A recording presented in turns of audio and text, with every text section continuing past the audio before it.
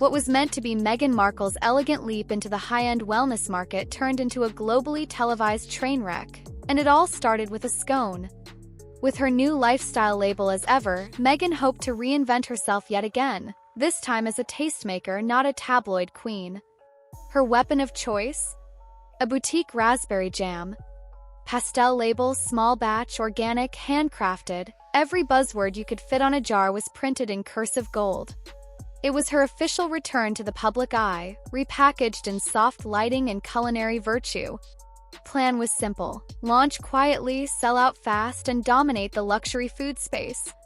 But instead of applause, she got Gordon Ramsay. The legendary chef, known worldwide for gutting bad food and ego in equal measure, was invited to sample Meghan's jam at an elite Los Angeles restaurant. Cameras were rolling. Crowd was A-list. And what happened next couldn't have been scripted more brutally if Meghan had written it herself. Ramsay took one bite of her jam-slathered scone and froze. Silence. Then came the eruption. The chef spat it out, shoved the plate away, and snarled loud enough for the kitchen to hear. "This isn't food! It's a crime against fruit, unfit for a dog's breakfast." In that single volcanic moment, Meghan's rebrand collapsed like a soggy soufflé. Clip of Ramsay's takedown exploded online before her PR team could even react.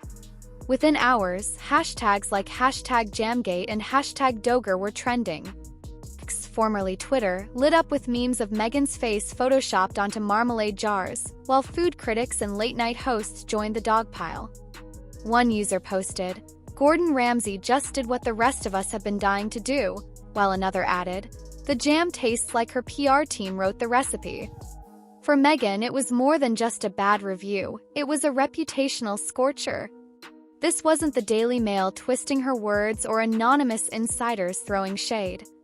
This was Gordon Ramsay, a man respected across every kitchen from London to Tokyo, calling her passion project slimy, overprocessed, and pretentious nonsense.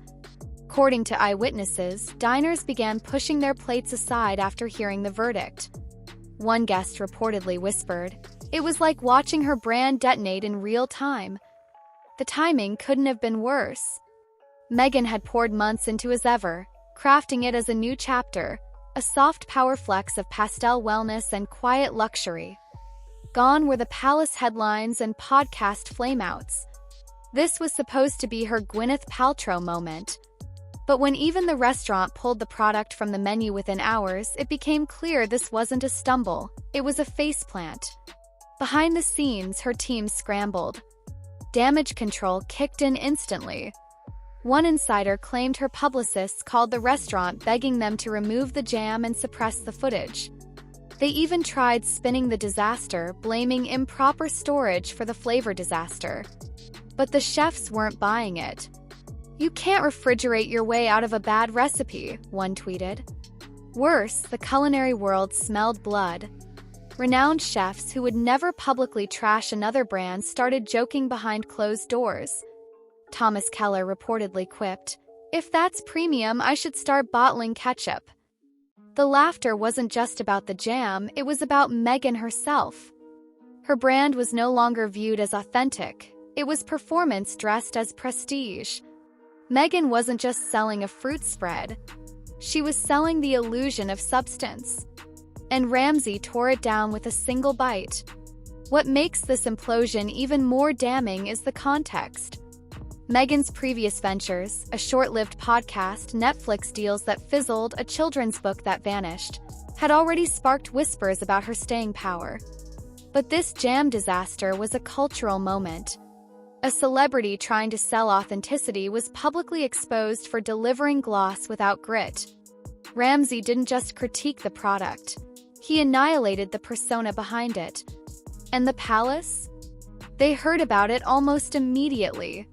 According to royal insiders, laughter echoed through the corridors. Meghan had reportedly been exploring quiet paths back into the royal fold, soft diplomacy, private conversations. That olive branch was now jam-stained and laughed out of the room. One royal commentator summed it up perfectly. She wanted to be taken seriously. She got Gordon Ramsay instead. If there was any hope that Ramsay might walk back his comments, Meghan's team was clearly delusional. When reporters asked if he regretted the takedown, his reply was bone-chilling. "Absolutely not. I'd rather eat out of a bin than touch that jam again." Then he delivered the knockout punch. Celebrity products need to meet real culinary standards, not just hide behind royal fantasy. In that moment, the curtain was fully pulled back. Meghan's glossy, curated return was exposed as hollow, just another celebrity playing entrepreneur without doing the work. No PR team could spin that. No quote about shared values could fix it. Riddlers took notice. Early whispers suggest several boutique grocers are quietly reconsidering their partnerships. Some were preparing to stock as ever products. Now they're ghosting. Meghan, once poised to enter the lifestyle elite, is suddenly radioactive. Her jam may have sold out in its first batch, but now we know why. Some insiders claim she only produced 60 jars and sold them to her own friends. Whether 10 jars or 100, none were tested in the real world. And the real world just spit it out. Parallels are brutal. Meghan launched her lifestyle brand with dreams of matching the Goops and Martha Stewarts of the world, but ended up being compared to a child playing dress-up in the pantry. Her product had the packaging, the tone, the aesthetics, but none of the soul. And in an age where consumers crave real, Ramsay made it clear, this wasn't it. Didn't help that every misstep only fed the narrative. Meghan wanted to become a billionaire. She dreamed of cookbooks, food collaborations, kitchenware lines.